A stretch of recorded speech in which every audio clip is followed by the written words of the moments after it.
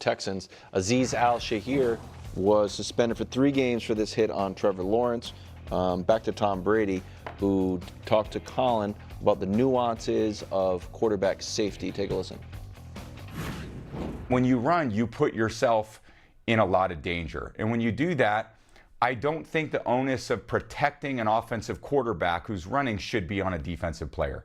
I don't think that's really fair to the defense. Maybe they fine or penalize a quarterback for sliding late, and say, look, if we don't want these hits to take place, we've got to penalize the offense and the defense rather than just penalize a defensive player for every single play that happens when there's a hit on a quarterback. Look, I agree with Tom Brady on this one. I have no problem with the suspension. I didn't expect 3 games. I thought 1 or 2. His history, we talked about it. Caleb Williams, he hit late this year. Grabbed Brady Tony by the throat. Pollard, yeah, in the past. and then him to lead like that. That's the part. You could lead. Usually you're going in like this. And has a brace on the arm. Yeah. So I'm fine with the suspension. It might be a little long, but whatever. But the bottom line is, and you talked about a social contract when a quarterback slides. They have made it so hard on defensive players now. You can't hit receivers like you could even when you played, and certainly not before, Greg. You can't hit quarterbacks like that. Now you got to worry about quarterbacks sliding. I'm talking about in the pocket. You actually can't even land on the quarterback. You have to work your way to not land on him after you sack him. So they make it so hard in these split-second decisions. And we've seen, and I think Mahomes, as much as I like Mahomes, he takes advantage of this more than anybody. Fake sliding, real subtle, but enough it looks like you're about to slide, going out of bounds, slowing down, looking like you're going out of bounds. Joe Thomas was the first, the former lineman, was the first player I saw say it on Twitter, and Brady kind of said it too. I do think when a quarterback fake slides or kind of fake goes out of bounds, but then runs for 2 or 3 more yards like Mahomes does a lot, there should be a 15-yard penalty. Because you have to make it balanced. So now, quarterback's just going to get out of bounds. I'm not faking it for the extra yardage. I'm getting out of bounds. Or I'm sliding when I need to slide and not faking it. So I think you can balance it out between the offense and the defense like that. I thought the 3 games was too much. I don't agree with the 3 games. I get it. You're trying to protect the quarterback. You want to protect quarterbacks. You want to send a message, letting all defenders know this is unacceptable. And I think a 1-game suspension sends that message. But when you read why they chose to suspend him for the 3 games, it was because of all the aftermath that ensued after the hit. The hit is one thing. Let that live and breathe by itself. It's egregious. It should be never done in this game. I respect that. Whether a quarterback is running forward trying to get a first down, we've seen players now on the defensive side make those adjustments. And the fact that he did lead with the forearm, for me, that's what did it, but also he could have removed the forearm and just grazed him. He's already going down. He chose to not do that. I do believe it is bang-bang. Playing this game, it's easy for us to say, yeah, he did have a step. He could have stepped when we watched the play over and over and over again. When you are on that field and it is truly bang-bang, you're not thinking that way. You try to for the most part. He showed no attempt to do that. I'm not dismissing what he did, but all the other things, talking about him wrestling another player down after the fight ensued and all the things, and maybe he should have just taken all of that. No, he issued the apology, all these things. If you're going to talk about what happened after the hit, then talk about everything. Well, his apology, that should take account. That's fair. I agree with you, and I thought the apology was sincere. I also don't, I'm not saying you're saying this, don't buy the idea of it was so bang-bang. He had enough time to decide to raise that forearm. But can I just, I think if the forearm's not there, you put helmet to helmet in the mix. No, I don't. I think he was I think that best case scenario, he was trying to hit him hard in the chest while he was sliding. Okay. And worst case scenario, he was trying to hit him in the head. And again, I don't think it makes him a bad person. I think that it was a bad play. I will say this, and we can play you the sound quickly. I thought DeMeco Ryans, who I have immense respect for, I briefly covered him when I did radio in Houston. He played for the Texans. He's obviously been an excellent coach. I thought his press conference was not great. Where not only so I'm going to play the part that I thought was the most ridiculous. Like he talked about how Trevor needs to get his head down and other things that Trevor needs to do, fine. But then this part where he talks about the Jags sideline, I thought was ridiculous. The entire thing is, Aziz hits the guy, but their sideline overreacts, and it turns into a melee. It wasn't our guys; it's their team overreacted, pushed our guy, dragging our guy to the sideline. So that's uncalled for on that side. We have to be better on the sidelines. So I think DeMeco Ryans knows better than that. So was this today? I saw this yesterday. That was yesterday. That was before the suspension came out. So I thought, DeMeco Ryans, I think, knows, and I know knows, man, that is, if you absolutely annihilate the other team's quarterback in front of their sideline, there is going to be a fight.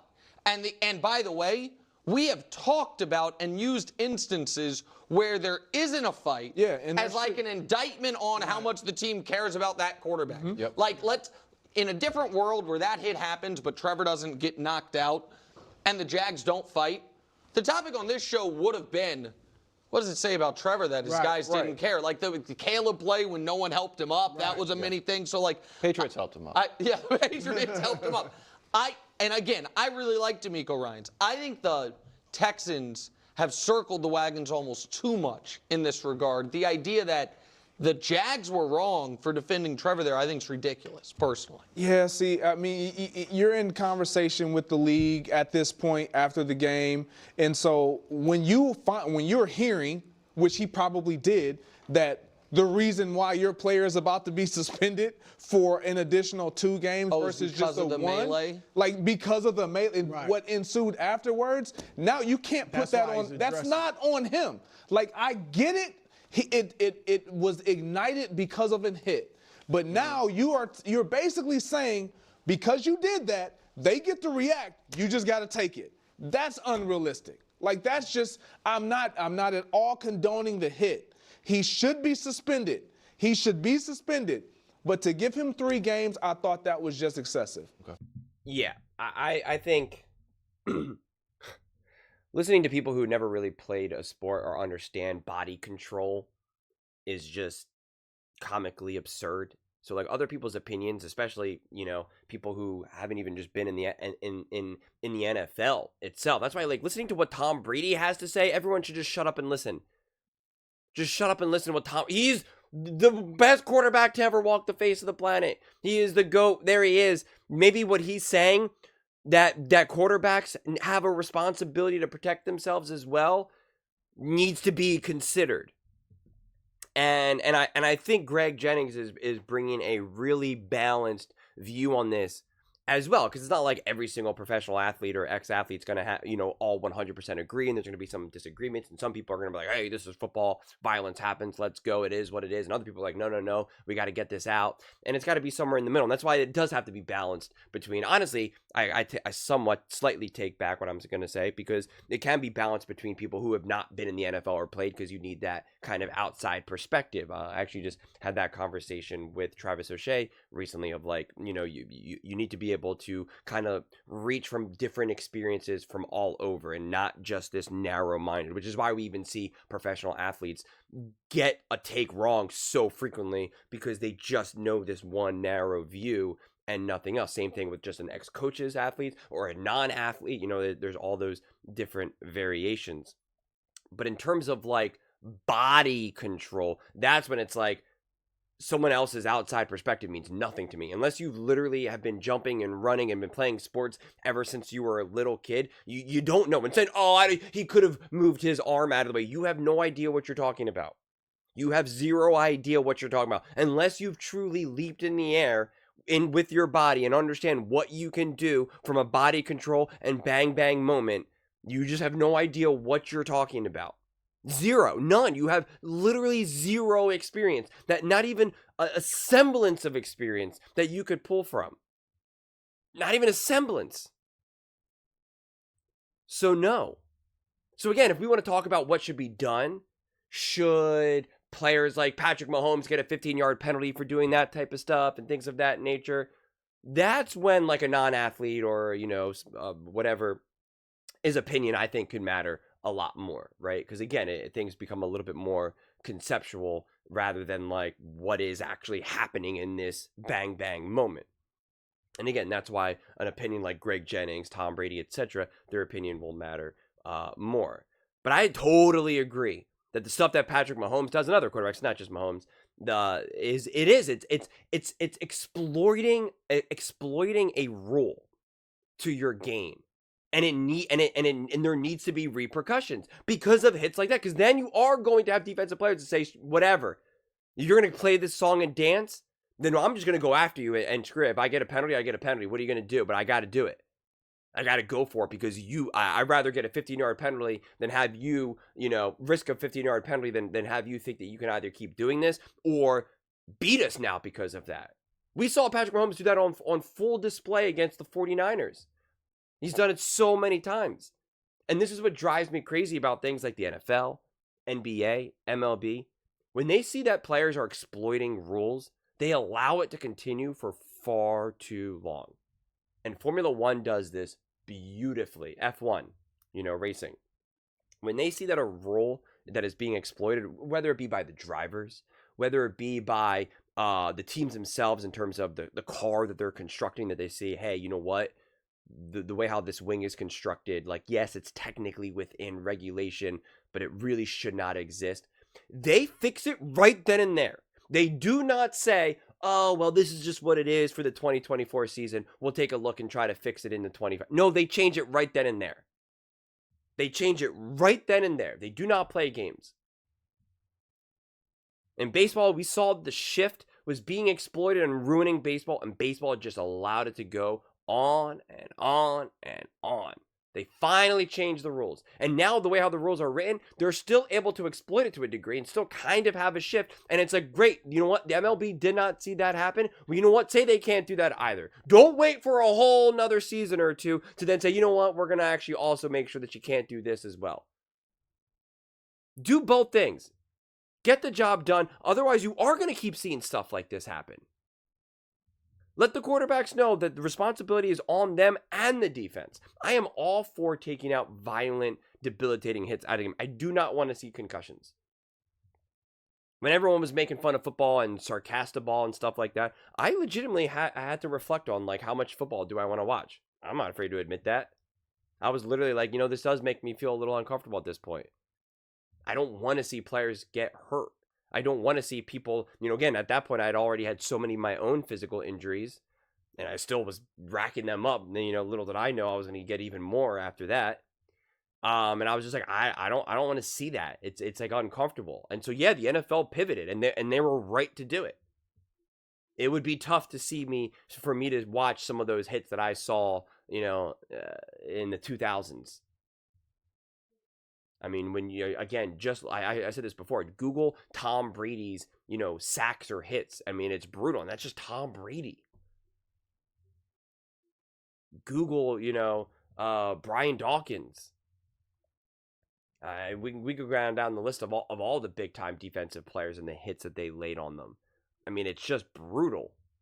And there is obviously going to be some of that to a degree in the NFL. I'm not saying get it all out or that, because you do have this like hard, no, this is football. This is for men. And it's like, okay, sure. Whatever you say. Well, there's a man right there, Greg Jennings, saying, hey, I don't want that in my game. The guy who has actually played in the NFL. But then on the other side, you have someone like Tom Brady who's like, yo, quarterbacks need to understand that some of the responsibility, a lot of the responsibility is on them. You're going to run out and move. You can't expect defensive players to just be like, is he going to slide? Is he not? What's he going to do? You can't constantly play that game. Otherwise, you get hits like this. So they do have to reevaluate and figure out what's the best way to approach this. And be adaptable. Figure out what the better rule is. Put some of the onus on the quarterbacks and the offensive players as a whole, and the defensive players as a whole, and figure it out. And do not let quarterbacks like Mahomes exploit the rule. Because that will only make defensive players angrier and will set up more hits like that. I think it's a solvable problem with many different solutions, and you're going to have to probably try to experiment a little bit and figure out what's best. But those are just my thoughts. I'd absolutely love to hear yours. What do you guys all think, about this hit? And, kind of what should be done about it all. Do you think the 3-game suspension makes sense? Do you think fines make sense? Do you think quarterbacks should be penalized for trying to kind of exploit, the rules and whatnot? Let me know in the comments below. I read every single comment. So whether you agree with me or disagree with me, either way, let's get in some discussions. Let's get in some fights. But ultimately, let's just have some fun. And please do consider subscribing. We are building an amazing community here, and I'd absolutely love to see you part of it. I want to build something that we all genuinely feel connected to. Something that we're really excited to be part of. I think we're well on our way to doing it. And please don't forget to give this video a thumbs up, as it really does help with visibility and the algorithm. Thank you so much. See you next time.